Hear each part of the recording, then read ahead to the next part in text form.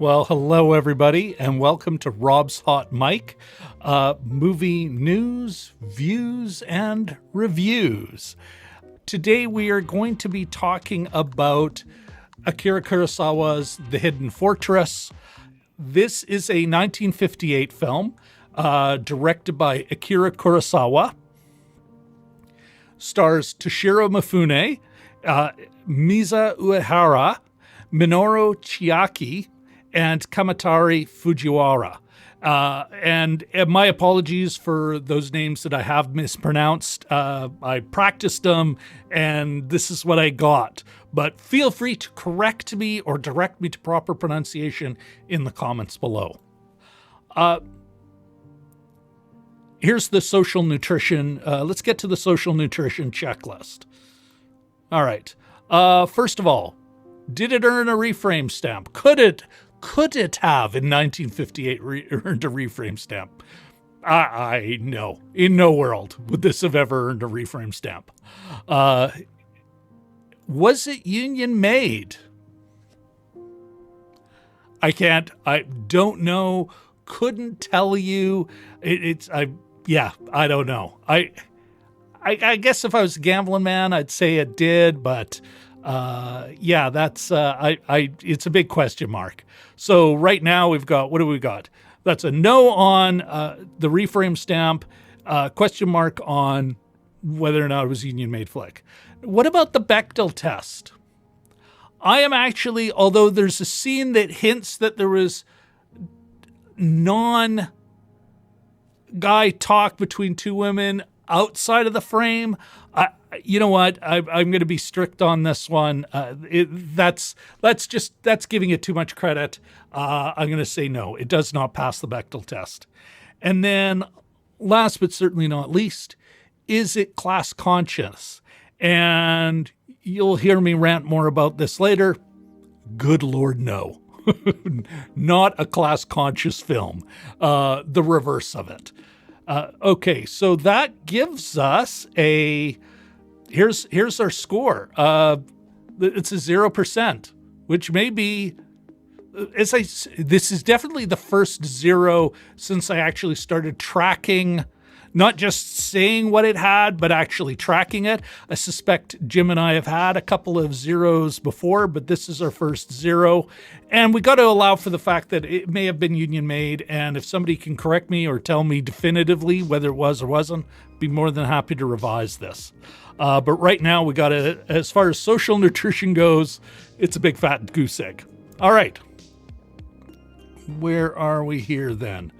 Okay, let's get back to the flick itself. Here's the log line.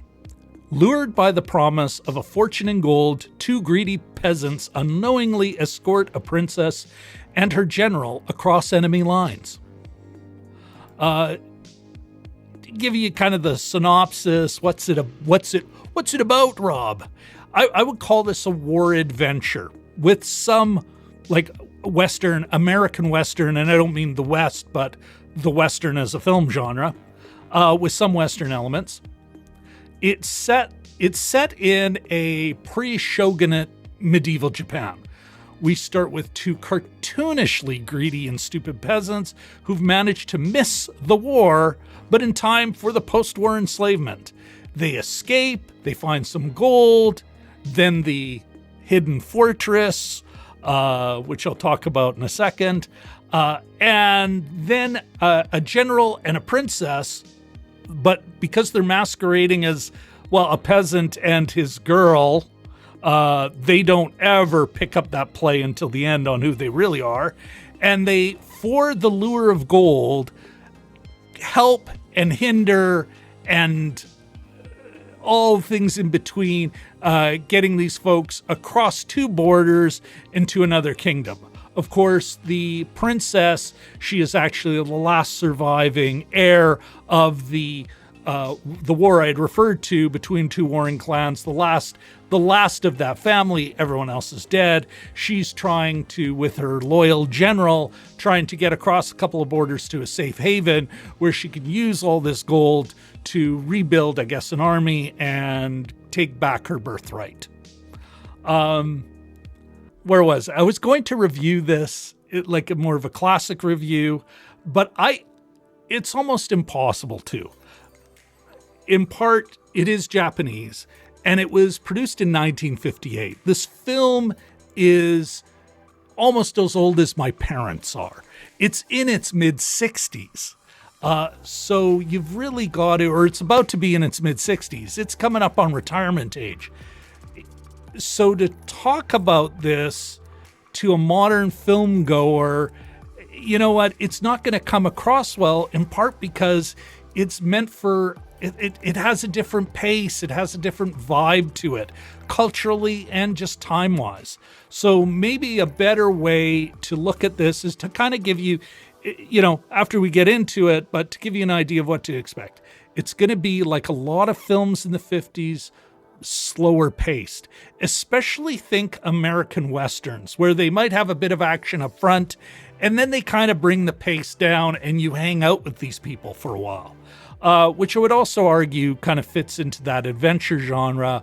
And it is set in a war or in a post-war kind of scene, so that's why I keep thinking there are a couple of scenes of combat in that.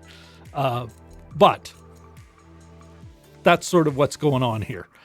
So I can't say, is it worth your time or is it not worth your time? We can only really talk about what it is and its influence on other films. Which leads me to move to the craft of the story. The craft. What you will see in this film, you go check it out. It is interesting. You're going to see a little Sergei Eisenstein. There's a great set piece at the very beginning, running up and down steps and a ton of people in that. And I'm like, that's right out of the battle. Some of that you could see Kurosawa having probably seen Battleship Potemkin going, ooh, I want to do that when I'm grown up and a filmmaker. You're also going to see American Westerns. There is, again, another set piece nearing the end of the film. A couple of them, a lot of getting away on horseback, chasing people on horseback,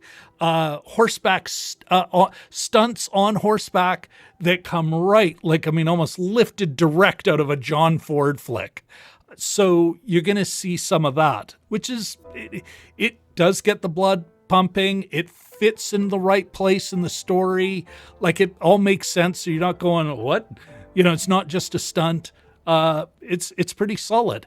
The costuming, the production design in general is pretty good. I wouldn't say it's amazing. I think most of their budget was probably spent on the earlier set piece, big set kind of stuff. But still, it's pretty good, and probably in keeping with a lot of Japanese and even North American and British, let's say, world cinema standards. Nothing where you go, boy, is that cheap. What else? The meaning. And I think this is where the film both lives and kind of dies. It's definitely, the whole story is driven. And this is when you find out what the movie's about, then you want to know what it's really about. Now, I would argue this film is really wrapped around a princess learning what it is to lead and why. Even though you don't meet her until well into the second act, you kind of get that this is what it's really about, much as Luke in Star Wars has to learn to, about a larger world and commit to who he can be. This is the princess's story is about kind of, you're raised a tomboy and you can be kind of a spoiled brat and you start kind of depressed because everything's been wiped out, but that she becomes, you see her moral virtue comes out and you see her learn from the general, Toshiro Mifune's character, learn from the general about sacrifice and commitment to that goal and everything.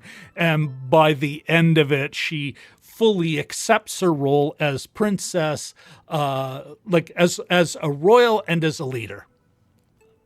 to accept her duty, because duty is such a big part of it.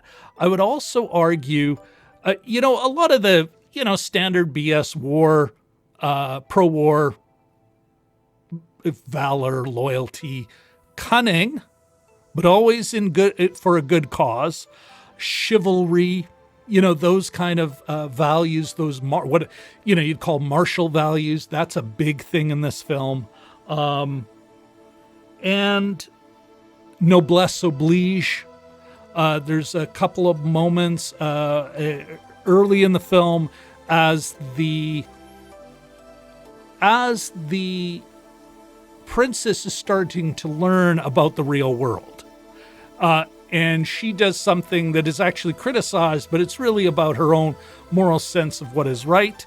And, that idea of noblesse oblige, that she should be kind to her peasants, loyal to her peasants, while they're still being peasants and her being a royal.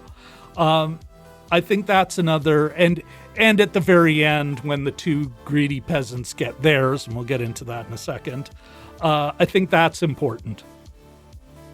Now, here we're getting into a bit of spoiler territory, so I want to be, I'll do my best to be careful, but just, hey, be warned.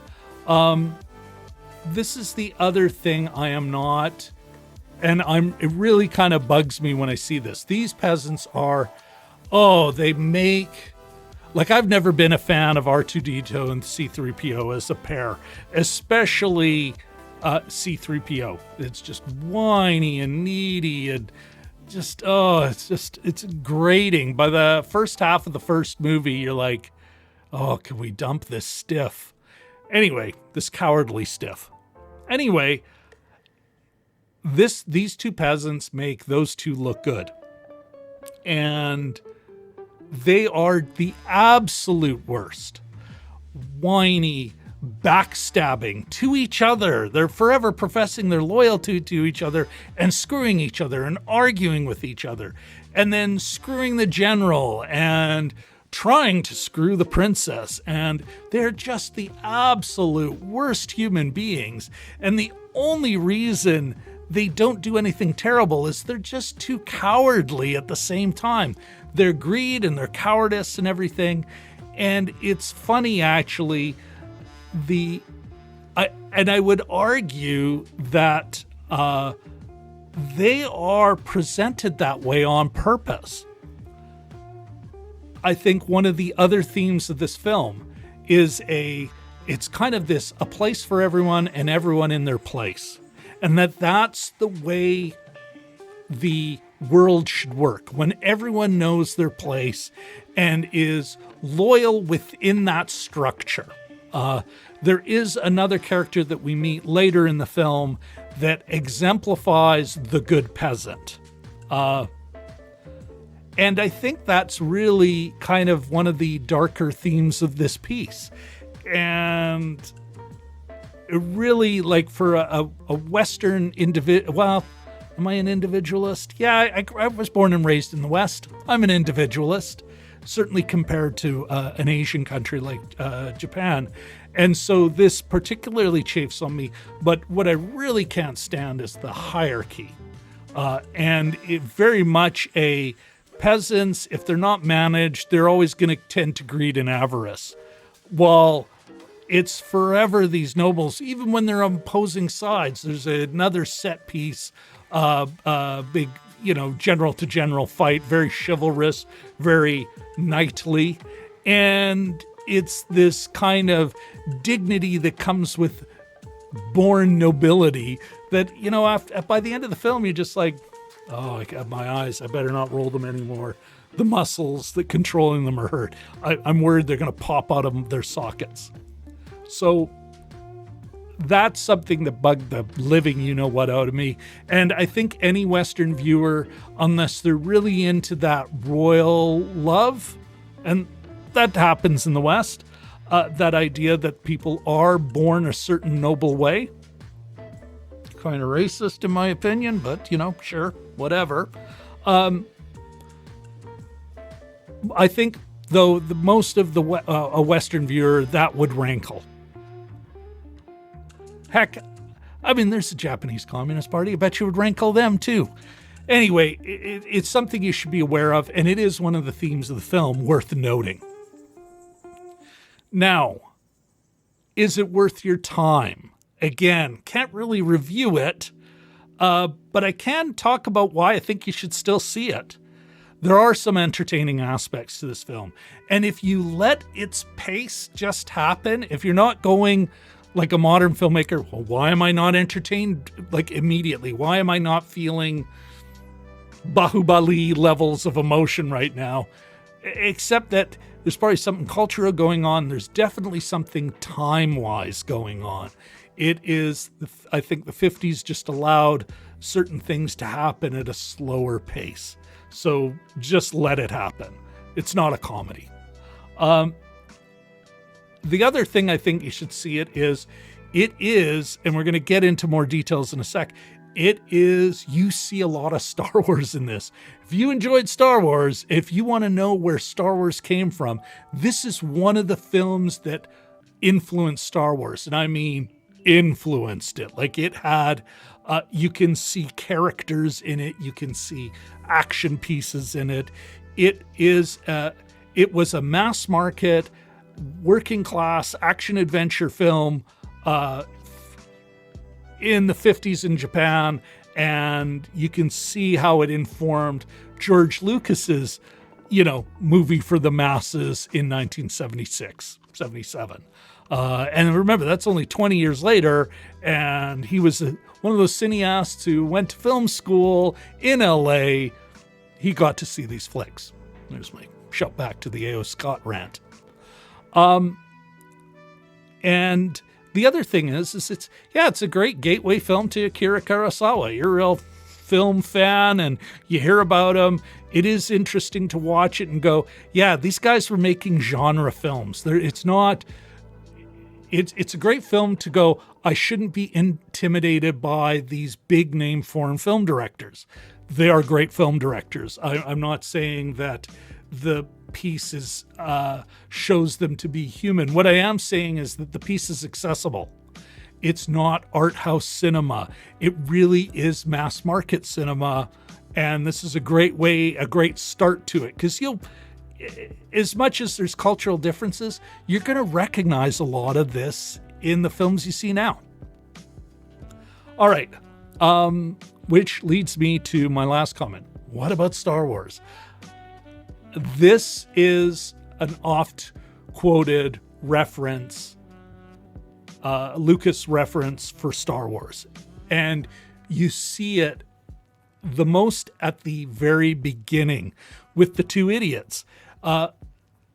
And initially, you automatically think R2-D2 and C-3PO.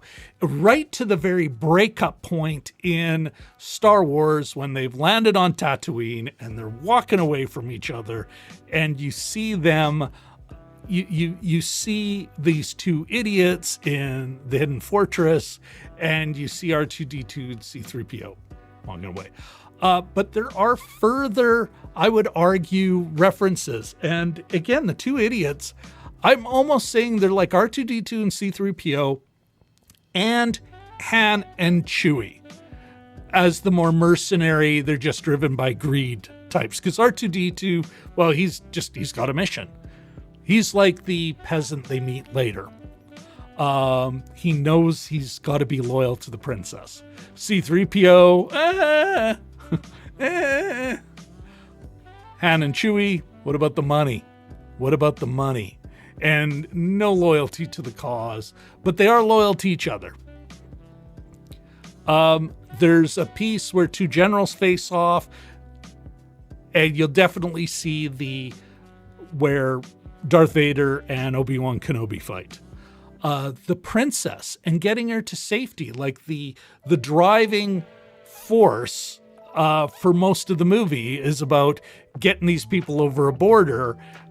That's a big chunk of what drives the action of the, let's say, the second, third, and fourth act, if I could call, well, let's see, we've got a prologue and 1, 2, 3. The first through first through third act of Star Wars. Getting a little bogged down in details.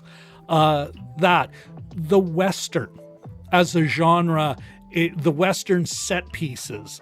So maybe not the genre itself, but certain tropes that came out of Western films are in this movie. It's like, I want to do that. I want a horse chase. And even a little bit of a bit of story elements in the way you'll see just a lot of Star Wars in it. I am going to be looking at some of the other films, including hopefully a collaboration with the aforementioned Walt from Walt's Flicks Picks about the Dam Busters. And there's 633 Squadron and a bunch of other films that inform Star Wars. But you really do see some of its clearest influences in this film. So I think for that reason alone, it's worth it. So I think I've given you 3 or 4 great reasons to watch this movie. Now, I think that's about it, but I thought I might as well take this opportunity to, let's do it. Shamelessly beg for a like. Subscribe if you haven't already. And last, of course, but not least, ring that bell. What else? What do we got coming up? Oh, yeah. Well, you kind of saw it already on Jim and Rob Overanalyze Movies this Sunday. That'd be this Sunday, June 20... Bear with me. Pull up my calendar again. Yes. June 25th at 9:30 p.m. Central Daylight Time. Jim and I will be overanalyzing. We're really asking the question, does National Lampoon's Vacation hold up? I think, is that about it? Anything else? I begged for credits. Talked about what we're doing shortly. Folks, I think we're done now. I think that's about it. Thank you so much for checking out my video. And I think it's time to let's just roll the credits. Okay, bye-bye.